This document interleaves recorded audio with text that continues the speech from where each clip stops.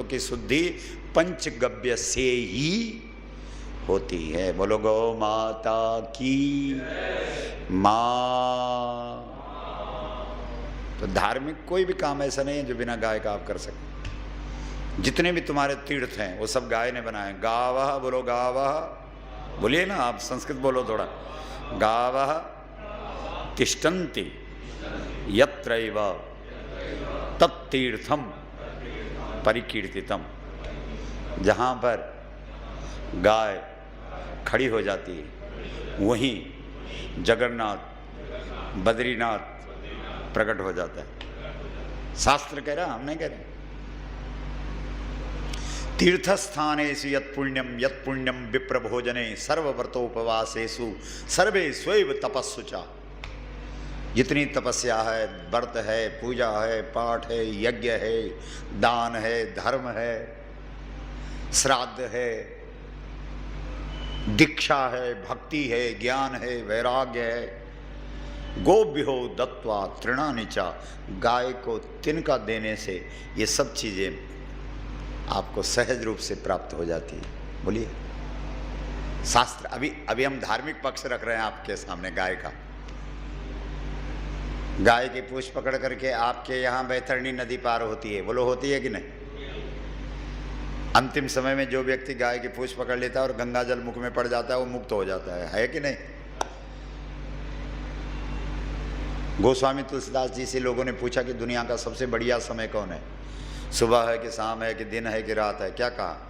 धेनु धूरी बेला विमल सकल समय।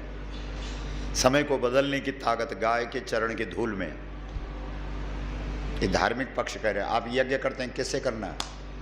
गाय के घी से करना है, गाय के गोबर के कंडे में करना है। आपके यहाँ 16 संस्कार हैं, एक भी संस्कार ऐसा बता दो जो बिना गाय का होता हो। गर्भाधान से लेकर के और अंत्येष्टि तक।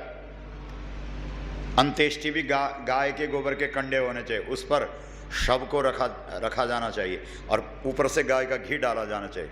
मुक्त हो जाएगा वो। आप कहेंगे भाई मुर्दे का मुक्ति से क्या मतलब? जिसको मुक्त होना है वो तो पहले निकल गया। हमारे यहाँ गरुड़ पुराण में लिखा है कि वो यहीं घूमता रहता है तब तक जब तक शवदाह क्रिया नहीं होती।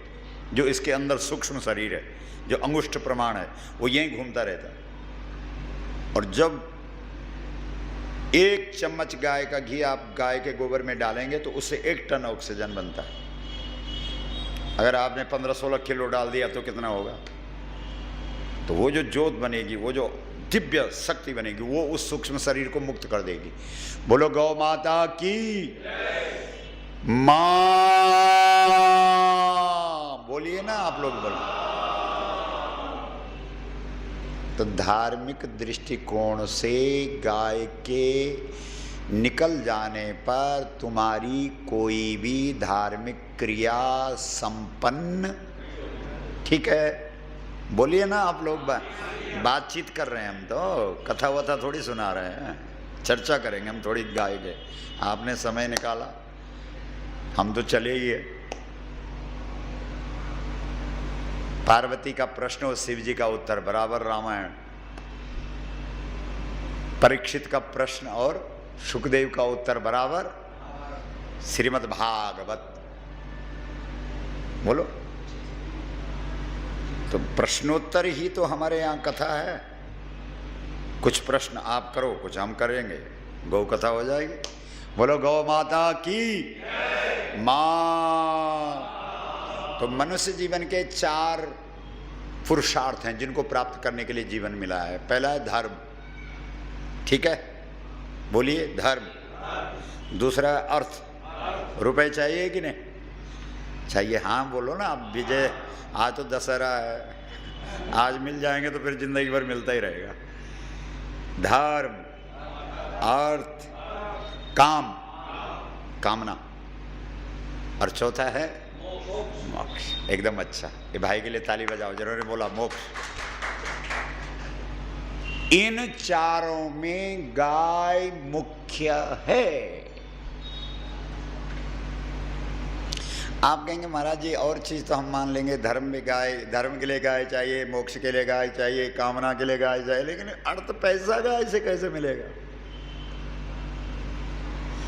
सतयुग में लोग कोई भी काम करते थे, बहुत ध्यान दीजिए, सतयुग में लोग काम करते थे तो ज्ञान केंद्र में होता था।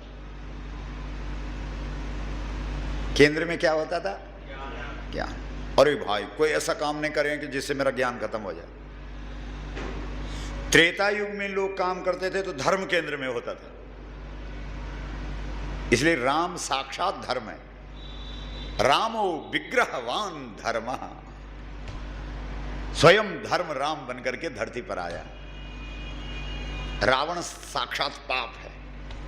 आज के दिन धर्म ने पाप को उड़ा दिया। बोलो गौ माता की मां।